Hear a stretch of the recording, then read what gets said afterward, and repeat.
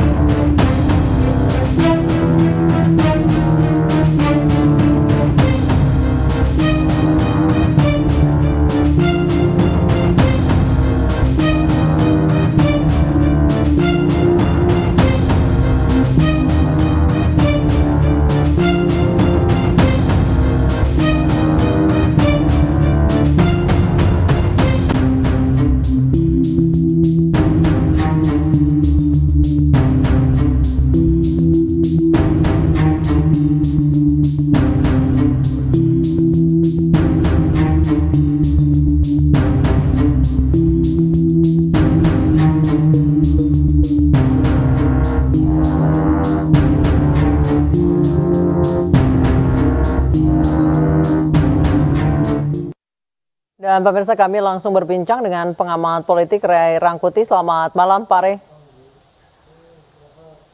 Baik Pak Ray, boleh dipencet unmute-nya? Mungkin masih di mute Bapak? Masih belum terdengar suaranya? Ya, malam. Baik. Selamat malam Pak Ray. Pak Ray, ini sebentar lagi akan diumumkan, kita tinggal menunggu karena 38 provinsi sudah selesai. Sebentar lagi pemenang pemilu 2024 akan diumumkan. Kita sudah mengkritisi sejak awal terselenggaranya pemilu, bahkan Bapak Pak Ray menyebut bahwa pemilu 2024 adalah pemilu terburuk sepanjang sejarah Indonesia sejak 98, sejak reformasi. Apa perjuangan yang bisa diteruskan selain nanti 3 hari ke depan mengajukan gugatan ke MK? Karena pun masih banyak yang sudah tidak percaya dengan keputusan-keputusan MK. Iya. Ya, kalaupun tidak percaya tentu harus dilakukan ya, karena tidak tersedia banyak pilihan untuk melakukan semacam koreksi terhadap sistem yang dipergunakan atau metode ataupun cara yang dilakukan begitu. Jadi saya membayangkan ke depan itu kira-kira mungkin ya setelah penetapan ini tentu ada 2 model gugatan yang mungkin akan diserahkan ke Mahkamah Konstitusi.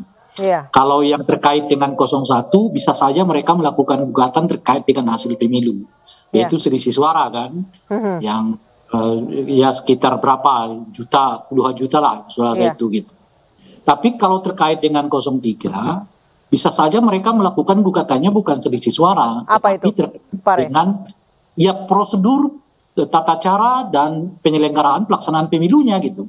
Jadi dua-duanya mungkin digugat. Satu menggugat tentang penetapan hasil, satu menggugat proses pelaksanaan pilpresnya gitu. Kalau kedua kubu bersatu itu mungkin nggak sih Pak Ray? Iya, bersatunya karena melakukan 2 gugatan itu kan, karena sama-sama melakukan gugatan ke Mahkamah Konstitusi. Tapi kalau bersatu dalam konteks misalnya menggugat salah satu bidang saja yang terkait dengan sedikit suara misalnya, 03 kayaknya nggak berkepentingan dengan itu. Sebab kalaupun dia bisa membuktikan suaranya dicurangi lah misalnya kan, kan yang mengambilnya masih ada kemungkinan kalau nggak 01 adalah 02 misalnya. Jadi yang paling dekat dengan tuntutan itu hanya 01. Nah oleh karena itu saya ini mengatakan tadi, kalaupun mau melakukan, ya 01 melakukan gugatan terkait dengan selisih suara, tapi 03 melakukan gugatan terkait dengan proses pelaksanaan pilpresnya gitu. Baik. Nah, mana di antara 2 gugatan ini akan diterima oleh MK? Tentu jawabannya bisa dua-duanya atau bisa salah satunya gitu. Kalau dua-duanya, kalau salah satunya mungkin dilihat kecenderungan MK yang sekarang dan umumnya yang dilakukan MK sekarang itu terkait dengan selisih suara. Jadi artinya mungkin yang di apa namanya itu ditindaklanjuti itu adalah mereka yang mengajukan gugatan terkait dengan perolehan selisih suara itu gitu. Baik. Nah itu kalau kita lihat tren MK sekarang ini. Tetapi kan kita jangan lupa bahwa MK juga pernah memperkenalkan kepada kita metode sengketa yang terkait dengan proses. Dan terkait dengan proses itulah dahulu yang melahirkan istilah TSM kan, terstruktur, sistematis, dan masif. Gitu. Nah, dan dua-duanya itu sangat memungkinkan terbuka oleh MK untuk diterima sebagai sengketa. Jadi kalau MK melakukan menerima dua gugatan itu, ya ini artinya kali pertama dalam sejarah MK melakukan sengketa terkait dengan dua model pendekatan terhadap hasil pemilu. Satu terkait dengan selisih pemilu, satu sengketa terkait dengan proses dan tahapan. Pare, kalau yang paling memungkinkan atau yang paling mudah dibuktikan itu yang mana? Dua-duanya bisa. Sangat mudah dan dua-duanya sih sebetulnya bisa saling temali berkaitan. Misalnya kan kita bisa menyebut bahwa kehilangan suara itu disebabkan oleh prosesnya yang nggak transparan misalnya, atau selisih suara yang terbesar itu disebabkan oleh terjadinya permainan yang memungkinkan pemilih untuk tergiur dengan coblosan pada paslon tertentu. Jadi bisa dua dikombinasi. Makanya sekalipun nanti misalnya ya dua model gugatan ini diajukan, Mahkamah Konstitusi bisa mengambil sikap dengan tiga cara. Cara pertama cuma mengambil satu dan menggugurkan yang lain. Cara yang kedua menerima dua-duanya gugatan itu. Cara yang ketiga menyatukannya, gitu. Jadi menyatukan keduanya itu menjadi satu gugatan, yaitu gugatan yang berhubungan dengan hasil pemilu. Soal dugaan adanya selisih suara yang begitu tinggi yang disebabkan oleh proses pelaksanaan pemilu yang dianggap nggak kredibel gitu. Bisa begitu juga. Baik, kemudian Pak Rey, kalau misalnya hak angket gitu, kalau untuk hak angket itu akan ketariknya sampai mana Pak Rey?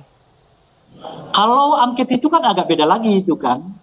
Kalau berarti ada banyak amunisi sebenarnya ya Pak Rey ya?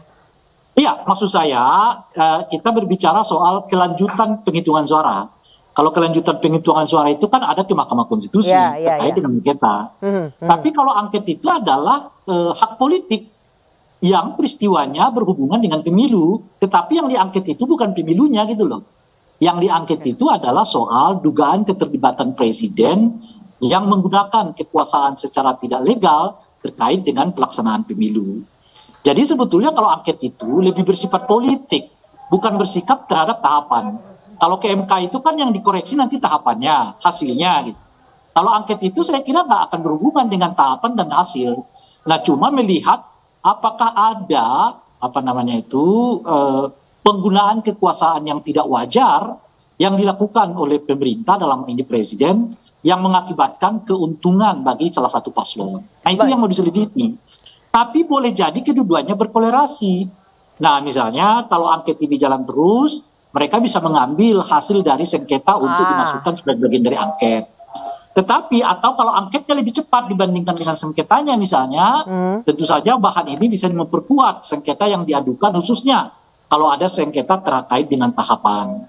Artinya dalam tahapan itu bisa ditunjukkan disebabkan adanya penggunaan kekuasaan mengakibatkan lonjakan suara terhadap salah satu paslon tertentu gitu.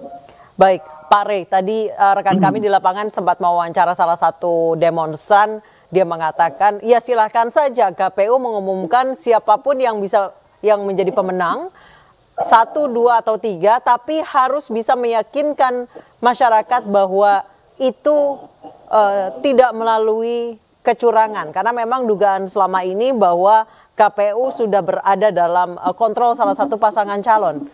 Apa yang harus strategi komunikasi yang dilakukan oleh KPU atau apa yang harus KPU sampaikan untuk bisa meyakinkan mereka? Selain cara-cara tadi. Kalau KPU menyampaikannya udah relatif tidak meyakinkan publik. Itu. Makanya saya mendorong mereka yang merasa dirugikan dengan perlakuan proses pelaksanaan pemilu itu melakukan gugatan.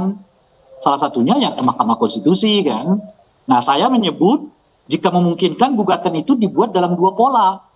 Ya, satu gugatan yang berhubungan dengan tahapan pemilu, satu gugatan yang berhubungan dengan selisih suara atau hasil pemilu begitu kan. Sehingga kan kelihatan sekalipun mungkin nanti gugatan itu tidak dikabulkan oleh Mahkamah Konstitusi, tapi kalau sempat disidangkan kan akan kelihatan tuh berbagai praktek-praktek yang selama ini diduga ya dilakukan yang merupakan praktek kecurangan terkait dengan pelaksanaan pemilu ini terungkap gitu.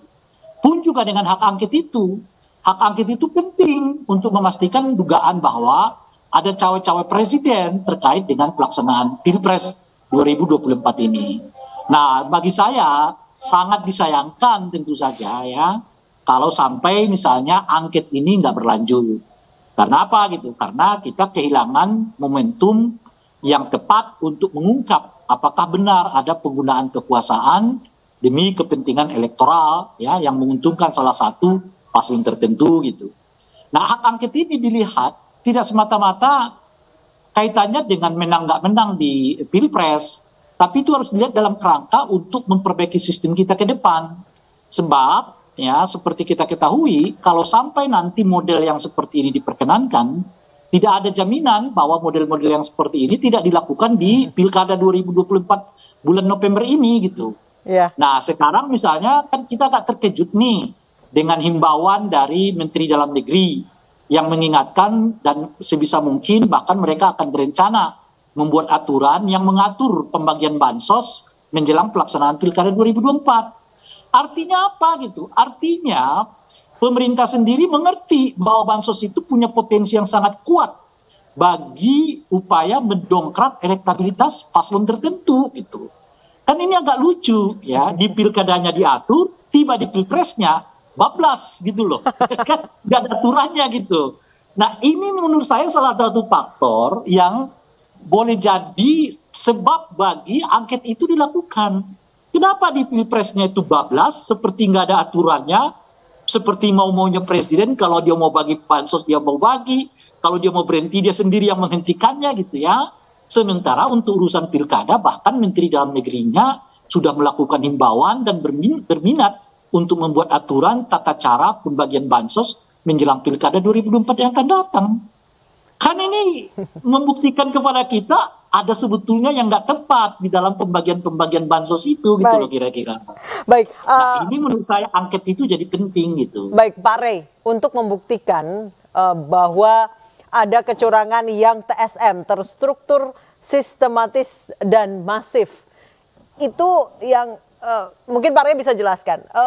Sangat sulit untuk dibutuhkan karena butuh bukti-bukti yang komprehensif dan berkelindan. Nah, dengan bukti-bukti yang sudah masyarakat lihat selama ini dari mulai proses penetapan cawapres, kemudian bansos, menteri yang ikut kampanye pada saat tugas namun tidak terkena teguran keras, itu sudah bisa terkumpul tidak sih Pak Rey?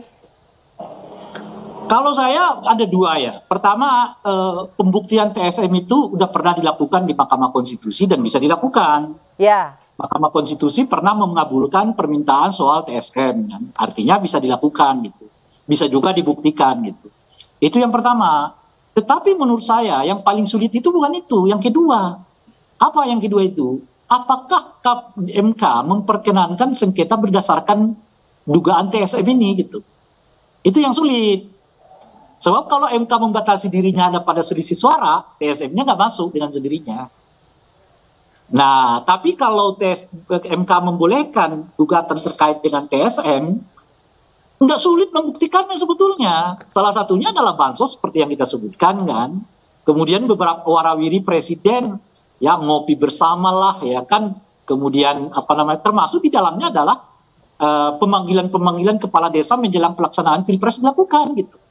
Maksudnya apa? Tujuannya apa? Mau diapakan dan seterusnya. Bukti-bukti itu saya kira cukup ya.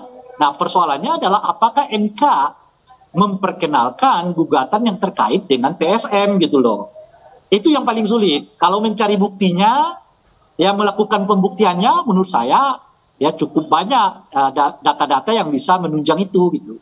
Tapi lagi-lagi apakah pintu MK terbuka terhadap sengketa yang berhubungan dengan TSM gitu. Baik Pak Ray, kita break terlebih dahulu. Kita akan lanjutkan dialog kami dengan Ray Rangkuti usai jeda, tetap bersama kami di Breaking News.